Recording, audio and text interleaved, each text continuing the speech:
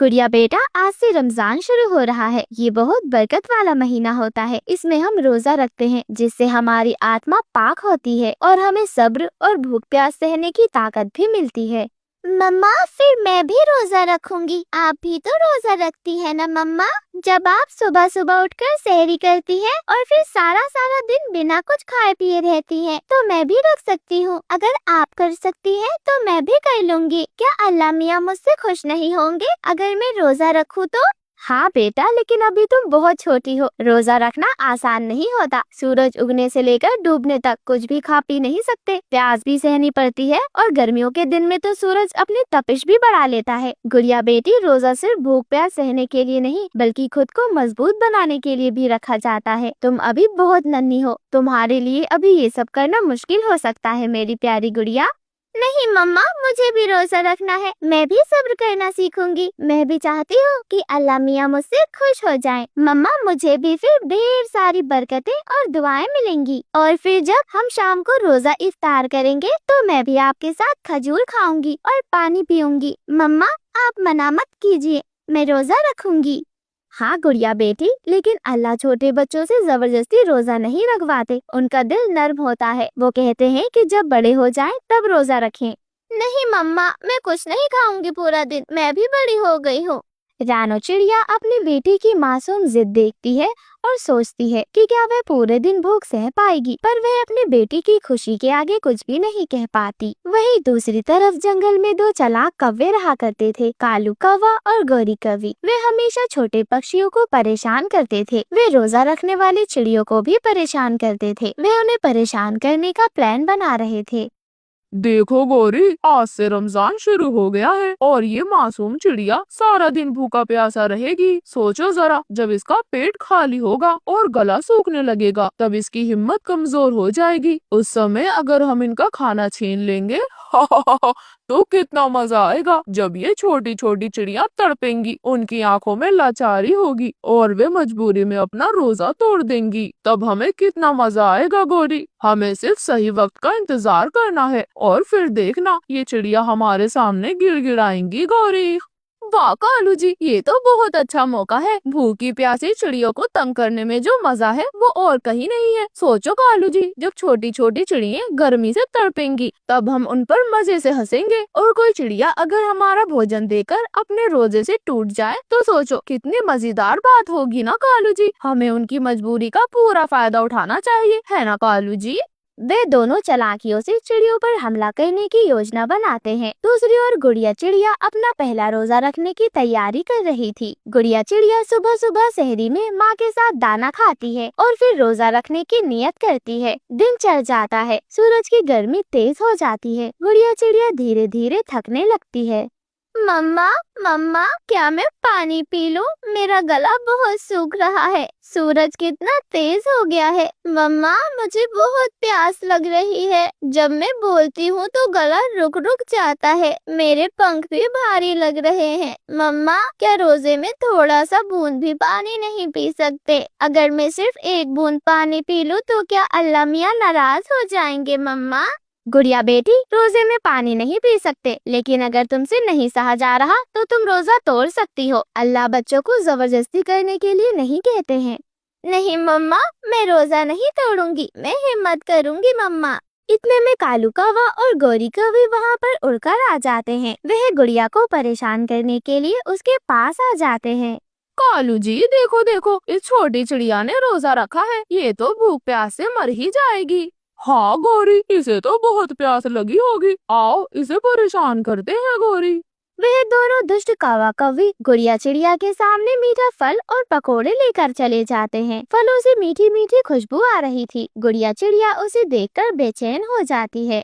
अरे अरे, खा ले ना, खा ले। कौन देख रहा है? कौन जानेगा कि तूने खा लिया। हाँ हाँ, सच में अल्लाह ताला तो बहुत दूर है। वो कौन सा देख रहे हैं? खा ले गुड़िया। गुड़िया चिड़िया की आंखों में आंसू आ जाते हैं, लेकिन वे अपनी मजबूती पर बनी रहती है। वो आसमान की ओर देखती है और अपने दिल से दुआ मांगती है। नहीं, अल्लाह सब देख रहा है। मैं रोजा नहीं तोड़ूंगी, चाहे तुम कितना भी क्यों न सता लो मुझे। इतना सुनकर कालू कौवा और गौरी कौवी चौंक जाते हैं। उन्हें उम्मीद नहीं थी कि एक छोटी सी चिड़िया इतनी हिम्मत दिखाएगी। वे वहाँ से उड़ जाते हैं। रानो चिड़िया अपनी बेटी को गले लगा लेती है। ऐसे ही सूरज ढलने लगता है। धीरे धीरे सूरज डूबने लगा था। गुड़िया चिड़िया बहुत कमजोरी महसूस कर रही होती है, लेकिन अब अपनी माँ की गोद में वो मुस्कुरा रही थी। अजान की आवाज आती है। गुड़िया बेटी, अब इफ्तार का वक्त हो गया है। अल्लाह तुम्हारी मेहनत और सब्र से बहुत खुश होंगे मेरी बच्ची। और फिर गुड़िया चिड़िया धीरे धीरे पानी पीती है और खजूर खाती है। उसकी आंखों में खुशी के आंसू थे। उसने अपना पहला रोजा मुकम्मल कर लिया था। अगले दिन जंगल के सभी पक्षी गुड़िया चिड़िया की बहादुरी की तारीफ कर रहे होते हैं। कालू कौवा और गौरी कौवी भी वहाँ पर थे। वह दोनों शर्मिंदा होकर वहाँ से भाग जाते हैं। रानो चिड़िया अपनी बेटी को प्यार से देखती है और उस पर गर्व महसूस करती है। बेटा, रोजा सिर्फ भूखा रहने का नाम नहीं है, बल्कि सब्र और आत्मा की ताकत का इम्तिहान होता है। तुमने आज साबित कर दिया कि तुम बहुत बहादुर हो मेरी बच्ची। मम्मा, अब मैं हर साल रोजा रखूंगी। पूरा जंगल गुड़िया की हिम्मत और ईमानदारी से सीख लेता है। कालू कौवा और गौरी कौवी समझ जाते हैं कि सच्चाई और सब्र के आगे कोई चाल नहीं चल सकती। रमजान की इस पाक रात में चांद की रोशनी पूरे जंगल को नहलाने लगती है। दोस्तों, इस कहानी से हमें सीख मिलती है कि रोजा सिर्फ भूख प्यास सहने के लिए नहीं होता, बल्कि आत्मा की शांति और सब्र का इम्तिहान होता है। जब दिल में सच्ची नियत और हिम्मत हो तो कोई भी मुश्किल रास्ते की रुकावट नहीं बन सकती। रानो, मैं चलता हूँ। अच्छा अम्मी, अल्लाह हाफिज। हामिद चिड़ा दरवाजे से निकलने ही वाला होता है। तभी गुड़िया और कोकू दौड़कर उसके पास आते हैं। अब्बू जी, अब्बू जी। अब्बू, हमें आपसे कुछ कहना है, सुनो ना। अले कहाँ थी हमारी शहजादी और हमारे छोटे नवाब? हम दुआ पढ़ रहे थे अब्बू। अब्बू, हमें आपसे कुछ कहना है। 2 दिन बाद रमजान आ रहे हैं। इस बार मैं और कोकू भैया भी रोजा रखेंगे।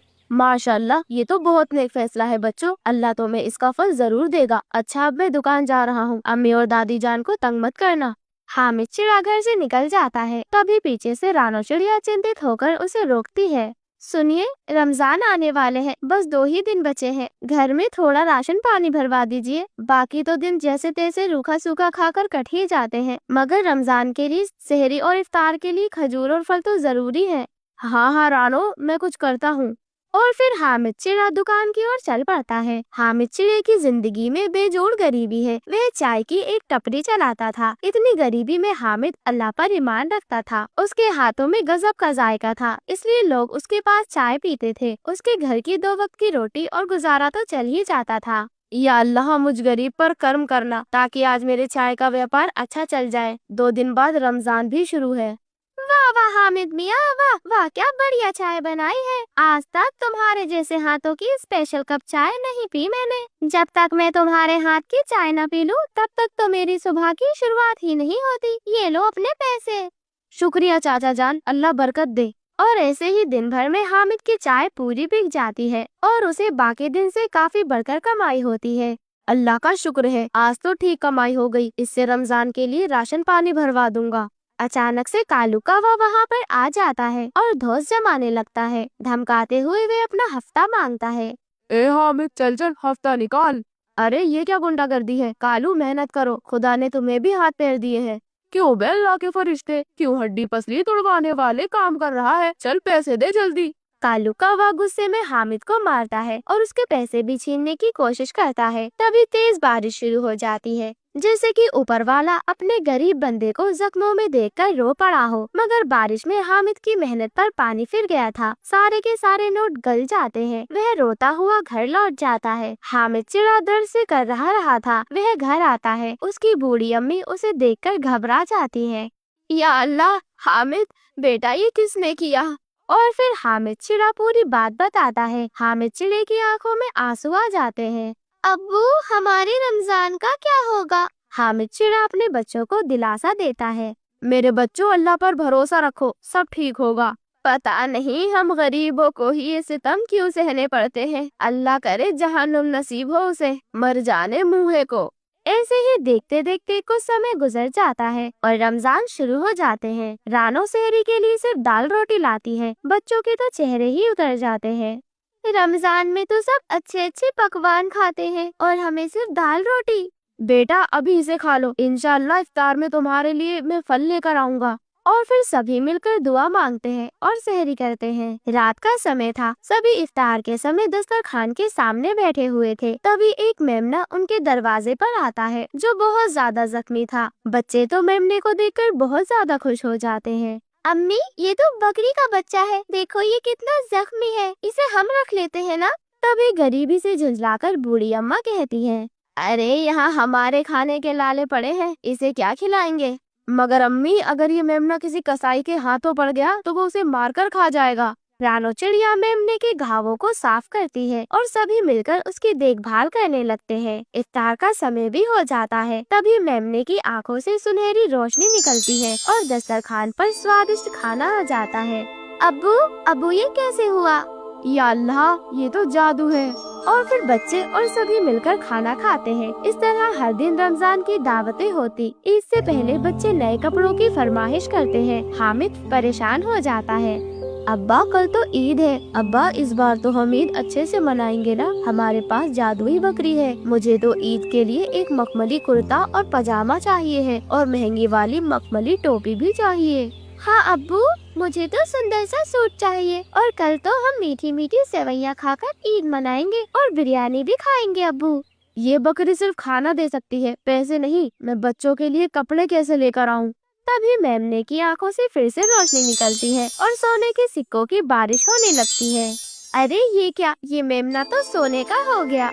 हाँ हाँ, मैं जादुई बकरी हूँ। अल्लाह ने तुम्हारे रमजानों को मुबारक बनाने के लिए मुझे भेजा है। अब मेरी जरूरत पूरी हो गई तो मैं चला। और फिर वो बकरी सोने में बदलकर गायब हो जाती है। हामिद उन सिक्कों से बच्चों के लिए नए नए कपड़े और ईद की दावत का इंतजाम करता है। बच्चे नए नए कपड़े देखकर बहुत ज्यादा खुश हो जाते हैं। वह तो खुशी से उछलने लगते हैं। अब्बू, अब्बू हमारी ईद कितनी ज्यादा प्यारी हो गई। हाँ, अल्लाह का शुक्र है बच्चों। हमें हमेशा अल्लाह की रहमत पर भरोसा रखना चाहिए। जब हम सब्र और ईमान के साथ कठिनाइयों का सामना करते हैं तो अल्लाह हमारी मदद जरूर करता है। देखो, हमने कितना मुश्किल वक्त देखा, लेकिन फिर भी हमारा रोजा और इफ्तार की दुआ कबूल हुई। ये जादुई बकरी भी अल्लाह की एक नेमत थी जिसने हमारे रमजानों को खुशहाल बना दिया। हमें हमेशा नेक काम करने चाहिए और जरूरतमंदों की मदद भी करना चाहिए ताकि अल्लाह हम पर ज्यादा से ज्यादा रहमत बरसाए। अब चलो हम सब मिलकर ईद की तैयारियां करते हैं और अल्लाह का शुक्रिया अदा करते हैं। और फिर ऐसे ही पूरा परिवार हंसी खुशी ईद की दावत मनाता है। एक घने जंगल में एक छोटी सी रानो चिड़िया अपने पति टुन्नू चिड़े के साथ एक छोटी सी डाली पर रहती थी। वह दोनों गरीब थे, लेकिन वह प्यार से जीते थे। रात को जब सब सो जाते हैं, तब वे एक दूसरे से अपने सपनों को साझा करते हैं। रानो चिड़िया मुस्कुराते हुए अपने पति टुन्नू चिड़े से कहती है, टुन्नू जी, एक दिन हमारे भी बच्चे होंगे, उनके साथ हम अपनी खुशियों भरी जिंदगी जिएंगे। हाँ रानो, एक दिन हम अपनी खुशियों भरी जिंदगी जिएंगे। एक दिन हमारी भी छोटी सी दुनिया होगी। लेकिन किस्मत को तो कुछ और ही मंजूर था। एक दिन जंगल में इतनी जोर से बारिश आती है कि पूरा जंगल बारिश के पानी से भर जाता है। टुन्नू चिड़े ने रानो चिड़िया को अपनी लकड़ी पर संभालने की कोशिश की, लेकिन तेज हवाओं और तेज पानी के बहाव में वह खुद को संभाल नहीं सका। टुन्नू जी! रानो ने देखा कि टुन्नू चिड़ा पानी में बह चुका था। उसकी छोटी छोटी आंखों से मोती जैसे आंसू गिरने लगे। वह चीख रही थी, मगर वह कुछ कर भी नहीं सकती थी। उसका छोटा सा दिल टूट गया था, क्योंकि उसका प्यारा टुन्नू उससे शायद हमेशा के लिए दूर चला गया था। ऐसे ही रानो चिड़िया को दुख भरी जिंदगी जीते हुए कुछ महीने बीत जाते हैं। एक दिन रानो चिड़िया को एक पेड़ के नीचे एक सुरक्षित जगह मिलती है, जहाँ पर वह अपने नए अंडे देती है। रानो चिड़िया का दिल दुख से भरा हुआ था, लेकिन अब वह अपने बच्चों के लिए जीना चाहती थी। ऐसे ही धीरे धीरे दिन बीतते जाते हैं और उसके अंडों में से दो छोटे छोटे प्यारे प्यारे बच्चे जन्म लेते हैं। वह उनका नाम गुड़िया और कुकू रखती है। रानो चिड़िया अपने दोनों बच्चों को देखकर थोड़ा सा मुस्कुरा देती है, जैसे उसकी जिंदगी की एक नई शुरुआत हो गई हो। रानो चिड़िया अपने दोनों बच्चों को प्यार से देखते हुए कहती है, तुम दोनों मेरी जिंदगी हो, चाहे आंधियां आए या फिर तूफान। तुम्हारी माँ हर कदम पर तुम्हारे साथ खड़ी रहेगी। तुम तो मेरी ताकत हो, मेरा गर्व हो। जब तक मैं जिंदा हूँ, तुम्हें मैं कभी किसी भी दुख का एहसास नहीं होने दूंगी। तुम्हें कुछ नहीं होने दूंगी मैं। लेकिन जंगल में हर कोई साथी नहीं होता। वही पास में एक शातिर कौवा रहता था। वह कौवा बहुत ज्यादा दुष्ट था। कालू कौवे का दोस्त भुल्ला बाज था। वह दोनों मिलकर छोटे छोटे चिड़ियों के बच्चों को नुकसान पहुंचाते थे। एक दिन कालू कौवा देखता है कि रानो चिड़िया अपने बच्चों के साथ छोटी सी डाली पर बैठी हुई है। अरे अरे, ये तो नए मेहमान हैं। देख भुल्ला देख, आज हम डिनर में बिरयानी खाएंगे। हाँ हाँ कालू, आज तो कमाल का दिन है। छोटी सी चिड़िया और उसके नन्हे मुन्ने बच्चे, बिल्कुल बेबस और कमजोर। ये तो जैसे हमारे लिए ताजा ताजा शिकार है। आज की रात तो शानदार होगी। एकदम राजाओं महाराजाओं जैसे दावत उड़ाएंगे हम।